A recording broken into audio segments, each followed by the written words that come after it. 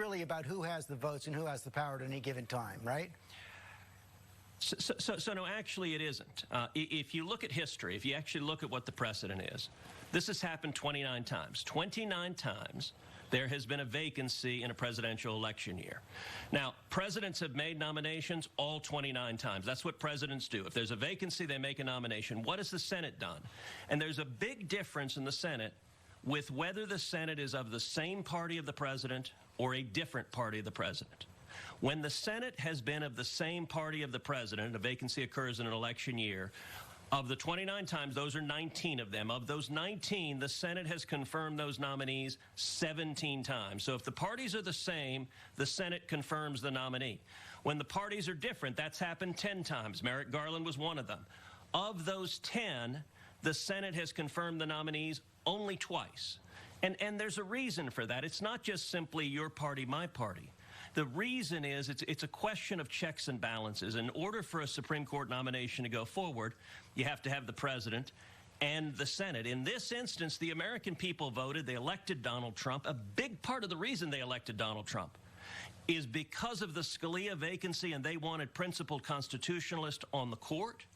And a big part of the reason why we have a Republican majority elected in 2014, re-elected in 2016, grown even larger in 2018, a major issue in each of those elections is the American people voted and said, we want constitutionalist judges. And so the president was elected to do this, and the Senate was elected to confirm this nomination. As you know, generally those picks in an election year have been consensus picks, but I do want to move on. You've made your point right there. What I want to get to now is whether you're in step with most Republicans right now in voting before the election. Senator McConnell seems to have not made up his mind on whether that's best for your majority. You're pushing him here, right? Well, let me point out one quick thing in terms of what has been done in the past, which is when you worked in the White House, you worked for Bill Clinton. Bill Clinton made 2 Supreme Court nominations, Justice Ginsburg and Stephen Breyer. You know, Stephen Breyer, when he got to the Court of Appeals, it was an even more dramatic situation than this. Jimmy Carter appointed Stephen Breyer on November 10th, 1980. So it was after the presidential election. Jimmy Carter had just lost to Ronald Reagan, and he appointed Steve Breyer anyway right after the election. And you know what the Democratic Senate did? By the way, the voters had just thrown the Democratic Senate out and said, we're going to have a Republican Senate. The Democratic Senate took it up in December and confirmed it in the lame duck. That was Bill Clinton's 2nd Supreme Court nominee. So there's a long history here.